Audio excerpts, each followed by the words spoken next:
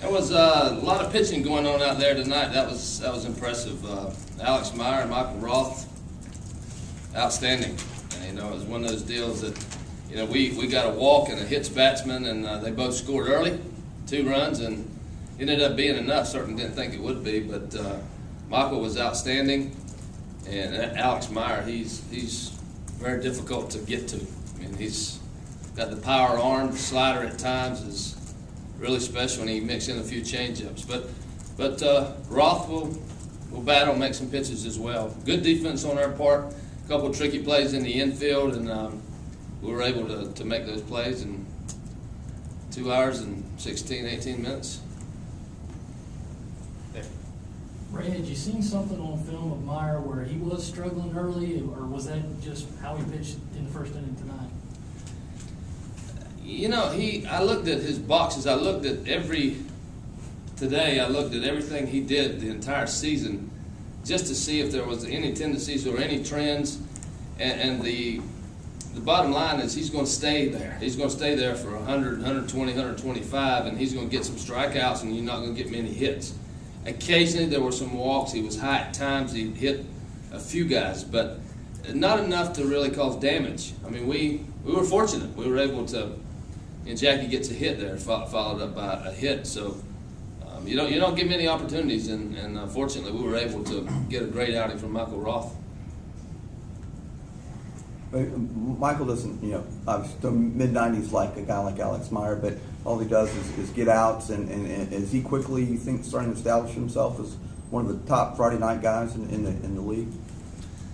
Well, it's only the 3rd weekend, but I hope we're having this conversation the 7th or 8th. But he's done a great job. He knows how to pitch.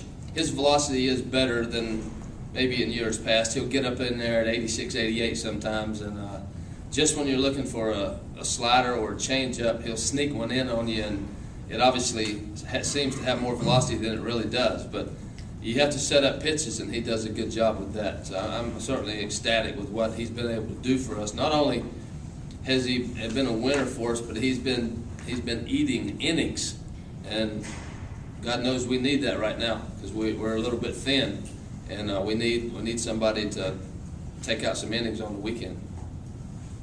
Just to follow up on what you're saying about Michael, flashing back to the World Series and when you started him in that game against Clemson, did you know that he had the potential to be as dominant as he has been since that point forward? No, I'd like to tell you that I'm that smart, but no, I didn't know that. I mean, going back to that time, what I did know was his courage, and he was a tough youngster. So that's what I knew, and that's why we did what we did back in June. Then going forward, the timing of our pitching staff with Cooper gone, Dyson gone, we felt like he would be a guy that could step up there and do a really good job for us. And he's exceeded that for me. He's been very, very special. I thought he would be good, but he's been as good as anybody else.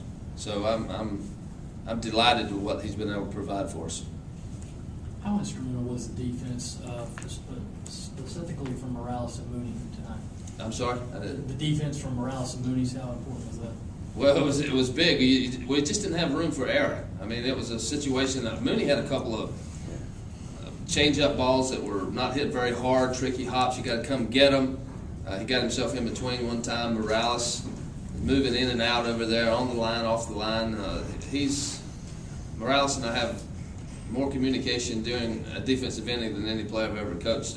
He knows what he's doing over there, and I'm trying to get scouting report from Coach Myers as we're going to try to get him left or right based on our scouting report. But those guys make big plays for us, no doubt about it. It's just when you're in a game like that, you can't give extra opportunities. Now we ended up getting a couple, but we weren't able to push the runs across because Meyer would come back and strike a guy out or get a pop up.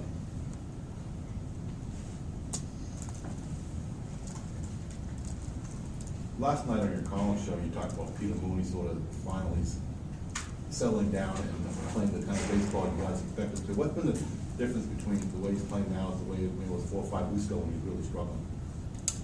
I really think he was comfortable. He's a really nice young man. He's very level. He had a great fall, great preseason. He does his work. He's a good player. And then the season started, and it was almost like he was trying to do too much. He was gonna hit doubles, and he was gonna hit a home run, he was gonna make great plays, and I think he just got out of his comfort zone a little bit, and then he settled back down. And I was really pleased with how he handled himself down in Gainesville last weekend.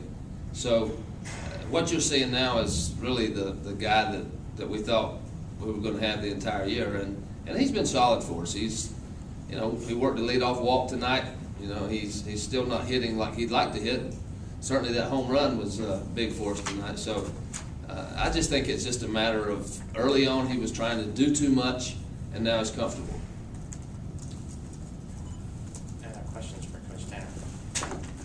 All right, we'll see you all tomorrow.